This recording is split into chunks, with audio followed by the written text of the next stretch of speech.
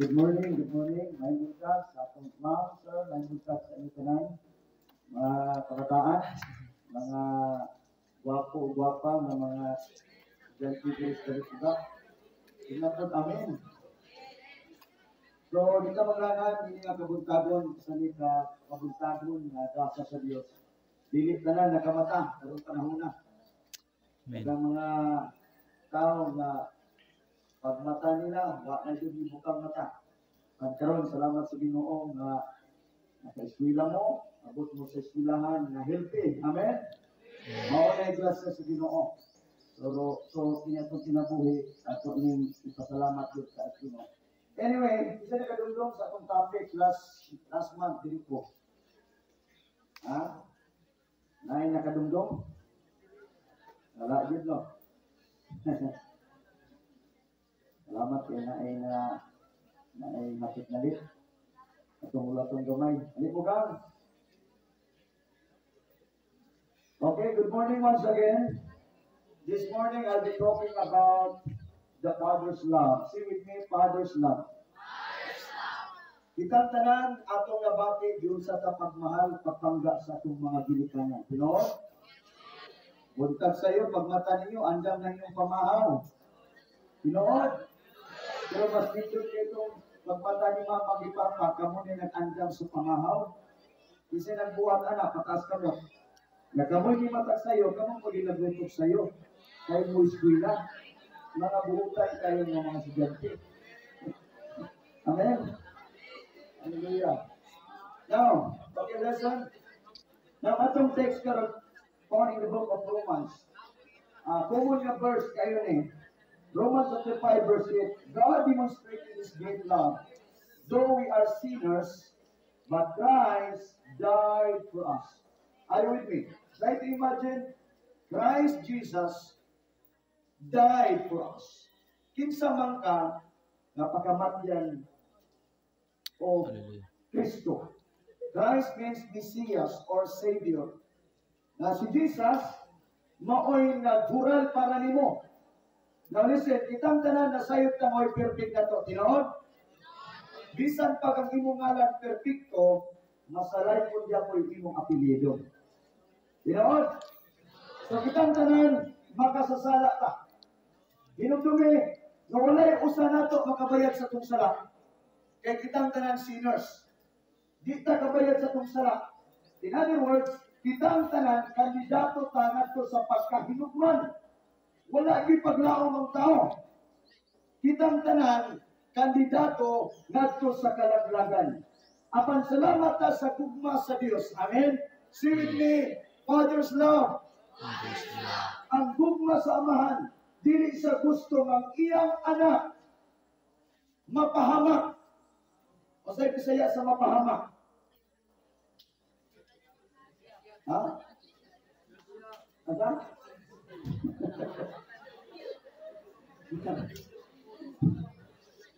Dili gusto amahan ng iyang anak imunta malaglag. Ang iyang anak maalaot. Munang dakong gugma sa amahan, nasayot ta nga kitang tanan bisan saan na ito palingkamot kung wala'y tabang sa Ginoo buhat yung sala ang tao. Muna nga magpasalamat ka sa Diyos nga nayang dako ang gugma. O ang gugma sa Diyos nagmanifest hantod karon. Amen? Walang gugma sa Diyos hantod karon himsog ka, gugma na sa Diyos. Kaya kung wala panggawa sa Diyos, kitang tanan, wala gyud.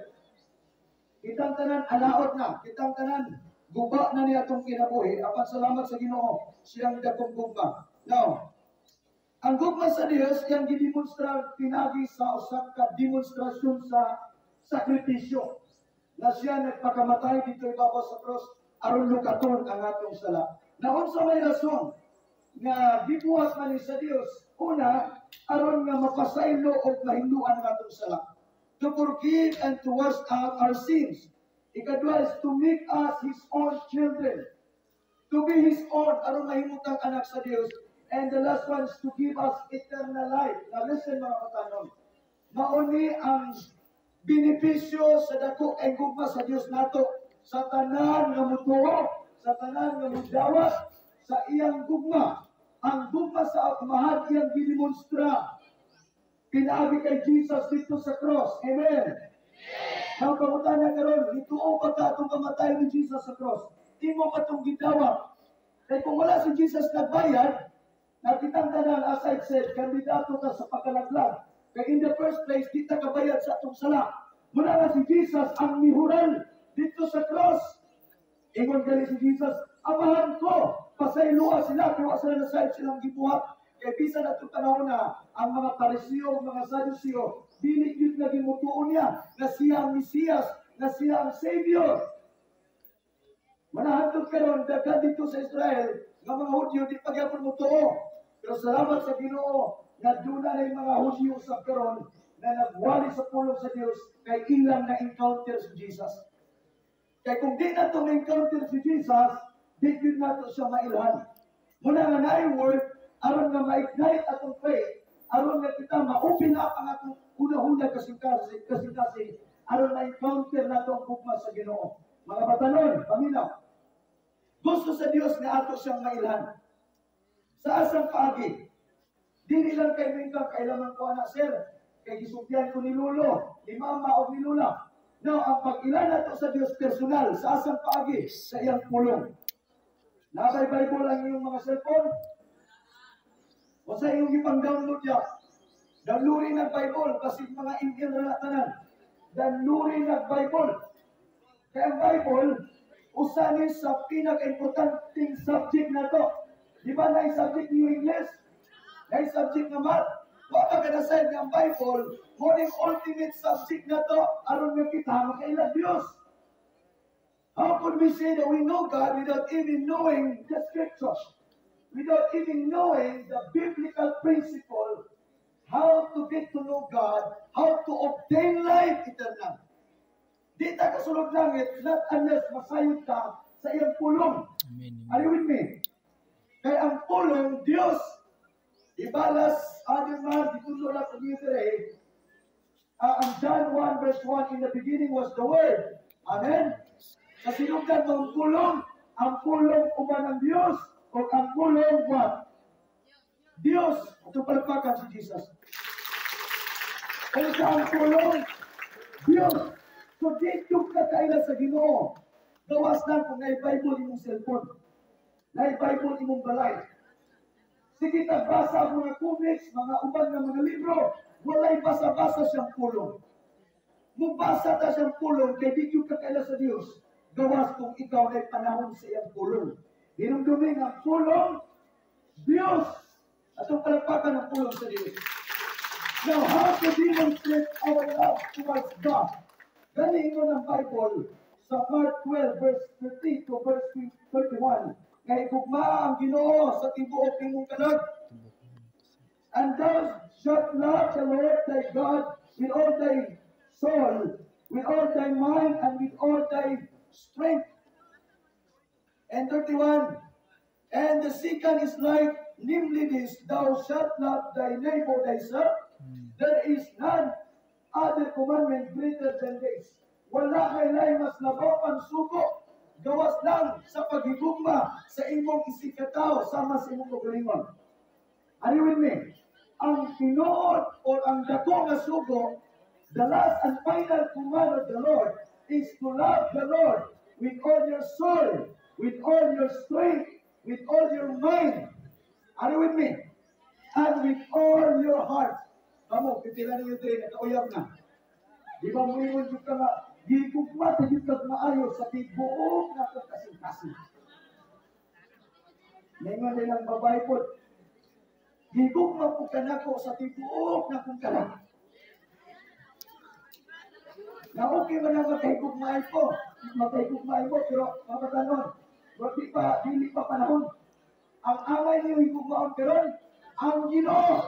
Amen. Ang dapat niyo higugmaon karon maayo, si Jesus. Si Pita. Ano ba?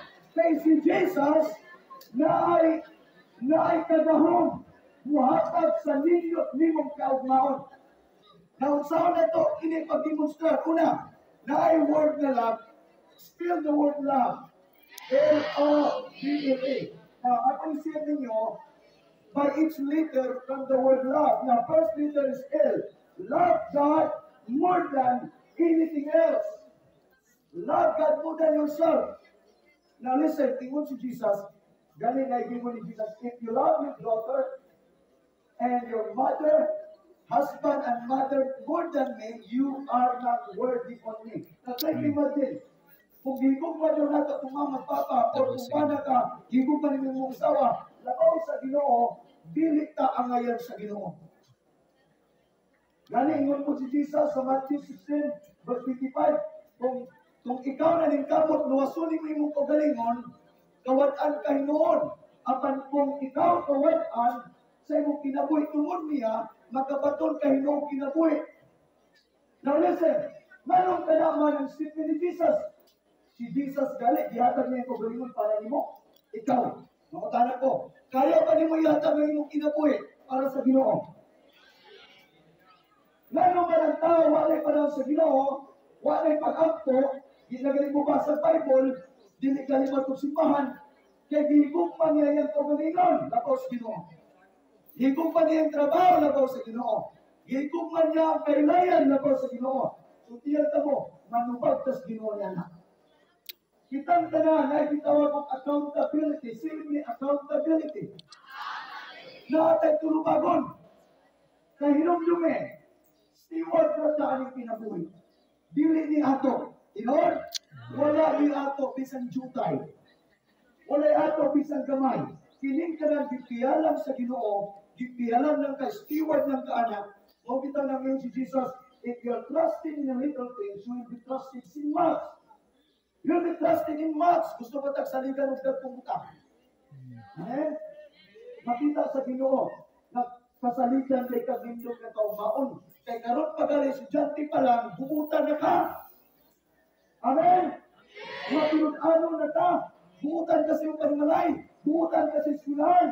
Na gusto sa Ginoo, piyalan ka o nindog na kaumaon. Are you with me? Dagang mga batanon karon nga nagubay lang kinabuhi, kay bisa nilang lawas, giguba nila sa bisyo. Hinumdumi nga kanang imong lawas, pili na imo. Ingon ng Romans, na use your body as an instrument for God's righteousness. How come nga atong kinabuhi karon kay mo na ignorante ka sa Dios, abing man ato kita'y takiyaan eh. Manausay siguro, pipila pa nyo din sa eskwela nga walang imo na talanggalan. Sa among soda, ana among kinabuhi. Wala mo batanon, pahimanguan ka mo, mintas batanon pa mo, hingkod pa mo, likon pa mo, ayaw sayangan ang kinabuhi. Na atay kaaway, nabubuga o kinabuhi. Muna na i-counter na ito ni by the word of God. Amen? Napo na tunggal, anyway, mag-prayer taon na. Napo na tunggal, naitapok rin, na I don't know, sa specific na panghitabok na sa bunso na ikamatay. Kung matampo ito niya, probably na dunay retaliation, kay nakita sa kaway na ikaw karon naninguha na sa pagkalagad sa Ginoo. Amin ba mga batanon? Amen. Nagibok mo sa pulong sa Diyos, gipugas ang pulong sa Diyos kay sinisulahan, nasuko ang yawa. Manang yawa gusto sa manimalos. Apan salamat sa Ginoo. Kaya naatadagan, mag-iusad as pagampo. Atong pagdangon ang agenda sa yawa, batok ang nga dapit. Ngadto sa inyong mga panimalay, na dili mo lampos ang plano ng Diyos sa kaway. Inumdumi na ito, na inabda ang bukla sa Diyos na mo preserve, mo protect, mo bless sa itong mga kinabuhi. Ikadua, na letter O, obedience to God's word. Are you with me? Wala nag-challenge ka mo, kana yung cellphone, danluri na tulong sa Ginoo. Kanang mga apps diya, na dili garanti ang muhatag ni mong lindot o baon.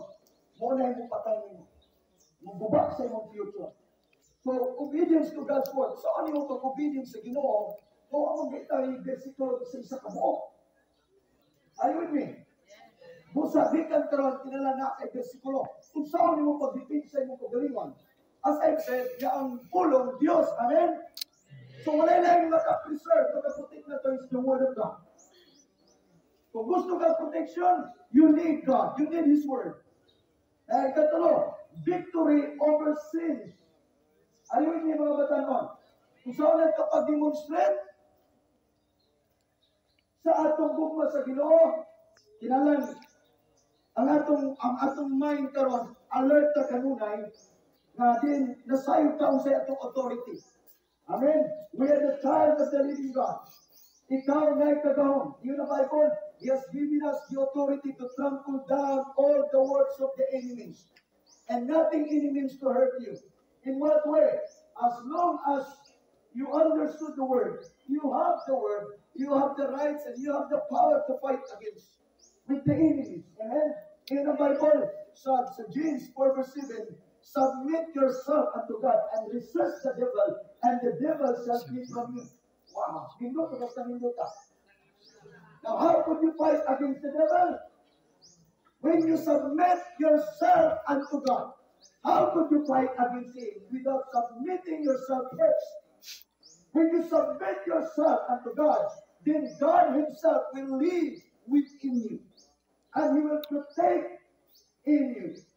Amen? God Himself will become your shield o protection mo. Kung kita musabit sa atong kaugalingon sa Diyos. Amen? Sa iya nga, gisubmit mo yung kaugalingon sa Ginoo, na kay kahong, na kay authority. Diya sa iyong balay, i-cast out nimo ang devil. Ikaw, demonyo, wag kay kahong ano mong panimalay, in the mighty name of Jesus. In the Bible, inagi siya ngalan, every knee should bow, and every tongue shall confess that Jesus is Lord. Amen? The word Lord means honor. So, ideklara nimo sa imong balay, ang tag-iya sa imong pamilya ang Ginoo. Declare it sa iyong panimalay. Now, unsa pa? Praise the Lord. Letter B, victory over sin. And the last one is expectation for great things. Gusto ka tagdag kong butang sa itong kinabuhi? Gusto tagdag kong butang? No. Expectative. Tungkol kay ikaw na sa Diyos, sa kalagad ka sa Diyos, isurinda rin mo kinabuhi, garantiya ka na ibuhaton ng Ginoo nimo. Amin ba? Now, last one, nga verse, na tumbuhaton sa 1 John 3 verse 8. He that committed sin is of the devil. For the devil sinned from the beginning. For this purpose the Son of God was manifested, that He might destroy all the works of the devil. Mato pa, siya nga nagpakasala, iya sa yawa. Kaya ang yawa, nagpakasala man, gikan pa kanya to. Apan mato pa dire. For this purpose the Son of God, nag-istot ni kay Jesus, was manifested that He might destroy all the works of the devil. Kinsay maka-destroy all the works of the devil is only Jesus. So therefore, sa atong mga kinabuhi, si Jesus atong ipahali sa atong kinabuhi. Himuon na siyang Lord. Are you with me? Ato siyang himuon Lord. I-confess na to, Romans 10 verse 9. If you confess with your mouth that Jesus is Lord, and believe with all your heart that Jesus raised from the grave, then you shall be saved. Mga batanon, isugid si mong baba na si Jesus siya yung Lord. Kaya without Jesus at ang kinabuhi, how could we destroy the works of the enemies? Only Jesus has power to destroy all the works of the enemies. So mga batanon, minaw mo, pakigrelasyon mo kay Jesus. Amen? Si Jesus, dili ni magmater sa itong reliyon. Usaray Ginoo. Usaray Savior. Amen? Si Jesus ang perfect demonstration sa Father's love. Ang Father's love demonstrate by giving His own beloved Son, His own Son Jesus, who died at the cross. Kita ang kailang Son.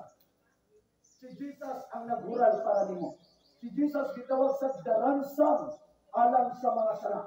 Siya ang nagbayad sa imong sala. Nindot o gastang induta. Kaya kung wala si Jesus na matay para nato, kita di kita kabayad sa atong sala. Ang ayan kang tanan, ngadto sa pagkahinukman. Apan mo na gitawag good news kay si Jesus kung man na nagbayad sa atong sala. Ang atong na lang kondisyon karon is to serve Him, to worship Him, to praise Him. Amen? Kaya kung kuyan ka ni Jesus, ang kinaiyan ni Jesus atong maaplikar na pag-adlaw. Kung buutan ka karon, damo kang mabuutan tungod na sa grasya sa Ginoo sa susunod. Amen? Okay, let's pray. Magampo ka.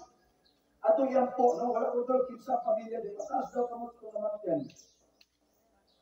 Namatyan nga mga estudyante sa imong pamilya baka. One, two, may umay. Well, ang kinabuhi, mamagin ang kinabuhi, man is destined to die once, and after that, we face judgment. Wala na siguro doon na ito karon, kaya matubang kita sa Ginoo. Di kita na pangulipas ka na. Kung ang ka mamatay, matubang na sa Ginoo itong kalat. Amin ba mga katanon? Manalad the Lord with all your soul, with all your strength, with all your mind. Kanang kalat diha, nag-isbutan, imong intellect, imong emotion, at imong will.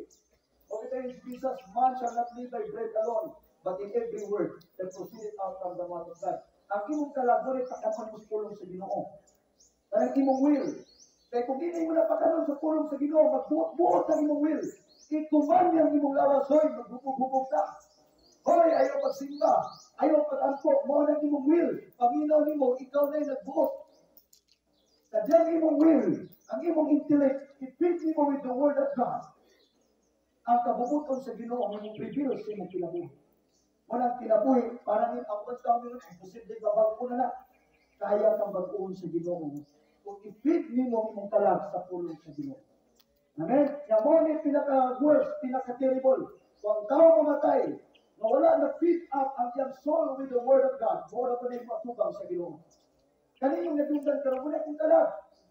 Ang taong patay na, bisang sa pusi, dinaming agay. Ang lawas, para na nila sa mysterious na luga. Apan kanang kalag na nasa sulog nimo, maunay mo atubang sa Ginoo. Ayun iti mga batanon. Tubusa karon, pakanon na ito itong kalag sa pulong sa Diyos kay maunay mo atubang sa Ginoo. Muhatag nagdusay dito. Inuntumin, ng Diyos ka sa hustisya.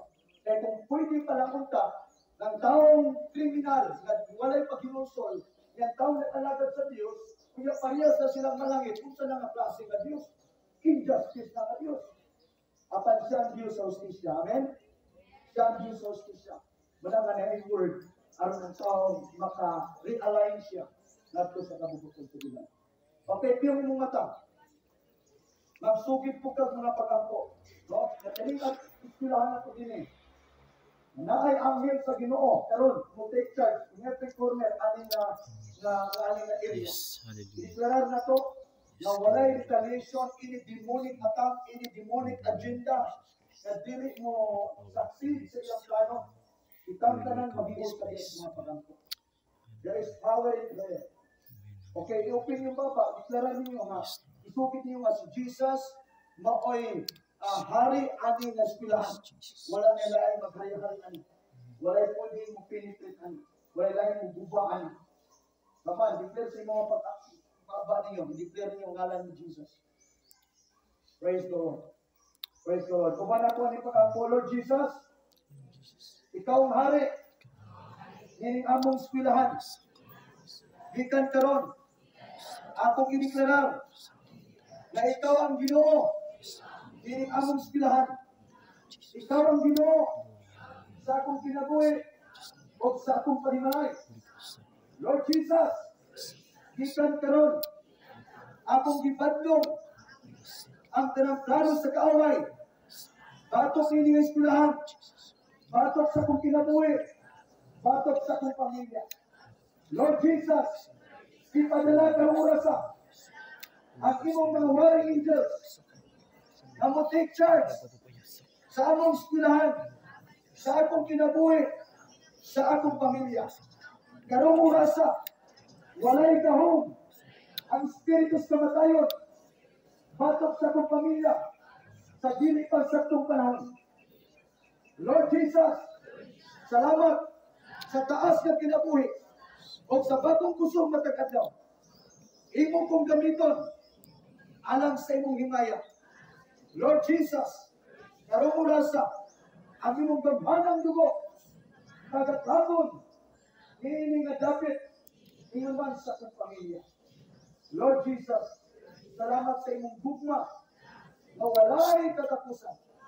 Ako kang hinugaon sa tibok na kong kusog, kalag, o huna-huna. Salamat Lord Jesus, na imo kong hugasan, imo kong hinluan. Andama ako sa adlaw na ikaw mo balik. Thank you, Lord Jesus. Amen. Matampo ko, Lord Jesus, salamat sa mga maestra nining adapit, sa among principal, nato sa tanan ng mga teachers. Father, right now, I decree and I declare that the blood of the Lamb upon this building, upon this entire area, in the mighty name of Jesus, no weapon shall form against this place, against their lives as well. Right now, Father, in the name of Jesus, na piling adapit, may mong balaan ng adapit, may mong holy ground, O Lord, in the mighty name of Jesus. Lord, akong gisugit ang panalangin nining adapit, in the mighty name of Jesus. Lord, dili magpugnan ang imong plano nining adapit. Bisan ang agenda sa kaaway, dili mo lampos. O Lord, ang imong agenda mo ay matuman nining adapit. Ang imong plano mo ay mapulfill nining adapit, Panginoong Diyos. Maghari ang katarong, maghari ang pagkadiyusnon na kinabuhi, maghari ang pagkabalaan na kinabuhi. O Lord, ang matag-usa, maandam sa adlaw na ikaw mubalik, tungod kay walay usa namong nasayot sa sa kabubalik.